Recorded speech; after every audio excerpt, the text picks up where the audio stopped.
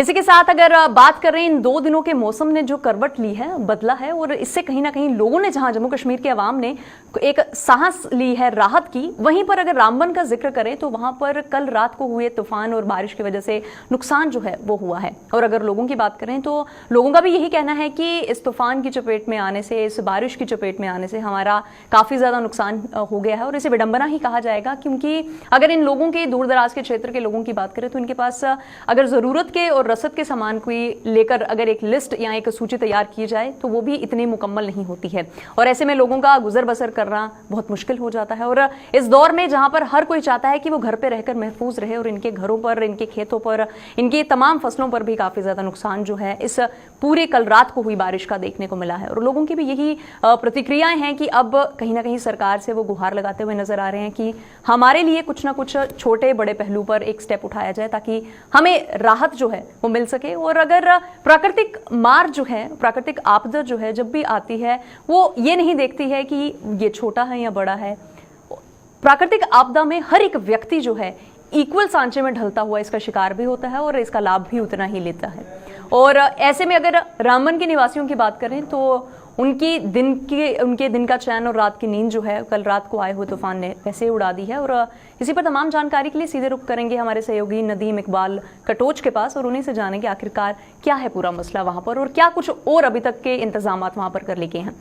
नदीम, आपसे मेरा पहला सवाल यही रहेगा, कल रात को जिस तरीके का तूफान चला था वहां पर रामबन के जितने भी लोग हैं उनका भी यही कहना है कि उनके खेतों में जो फसलें लगी थी या फिर उनके बाग में जो अमरूद लगे थे या फिर उनके घरों में काफी खासा नुकसान जो है वो देखने को मिला है। और अभी तक उनकी सिर्फ अपील है सरकार से कि हमें थोड़ी राहत पहुंचाई जाए। अब तक कुछ और इंतजाम किए गए हैं वहां पर या किसी अधिकारी की तरफ से कोई आश्वासन दिया गया है ताकि ये लोग भी राहत की सांस ले सके? जी नदीम।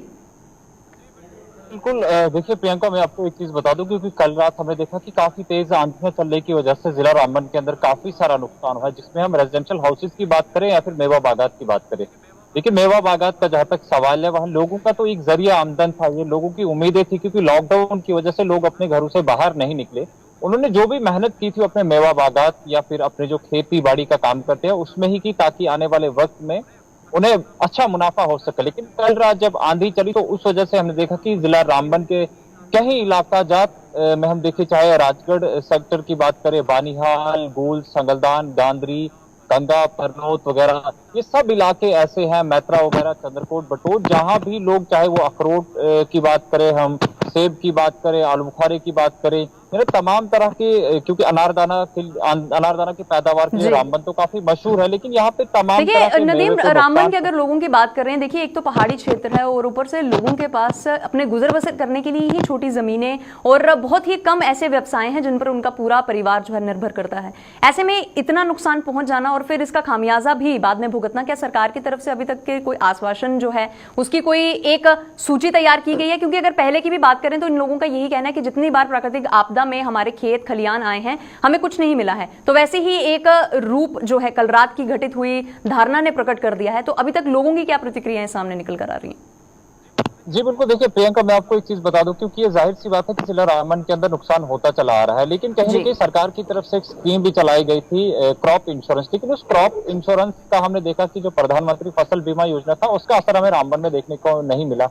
गुज़श्ता 3 साल से जो भी जमींदार हैं, जो भी बाग मालकान है, उनके हुए नुकसान का उन्हें अभी तक मुआवजा नहीं मिला है। आज की डेट में लोगों ने सरकार से जरूर ये अपील की है कि जो भी इन लोगों का नुकसान हुआ है, जहां मेवा बागात की बात करें या फिर जो खेती बाड़ी का काम करते हैं, उन लोगों की जो फसलों का नुकसान है, उन्होंने सरकार से मुतालबा किया है कि हमारे हुए नुकसान का तखमीना लगाकर मुआवजा फराहम किया जाए, ताकि ये लोग भी आसानी की, मामूल की जिंदगी बसर कर सके। क्योंकि लॉकडाउन में वो दूसरा कोई जरिया आमदन अपना नहीं पाए हैं, घरों से बाहर मजदूरी के लिए निकल नहीं पाए हैं, तो उनकी उम्मीदें इसी से जुड़ी थी कि आने वाले वक्त में अच्छी पैदावार होगी, हमें बेहतर इजाफा होगा। लेकिन जब हमने देखा कि कल रात को आंधी चली तो जिला रामबन के जो अंदर बाग मालकन और किसान है, उनके चेहरे पर कहीं न कहीं मायूसी छा गई है। बिल्कुल नदीम, आपसे यहाँ पर ये भी जानना चाहूंगी, अभी तक तो खेत खलियानों की अगर बात हो रही थी, तो अगर लोगों के घरों की बात करें जिनके खासतौर पे घर भी पूर्ण रूप से पक्के नहीं हैं, उनके घरों को भी नुकसान पहुंचा है, तो अब क्या उनके लिए रहने के लिए कोई अल्टरनेटिव्स जो हैं वो तैयार कर लिए गए हैं?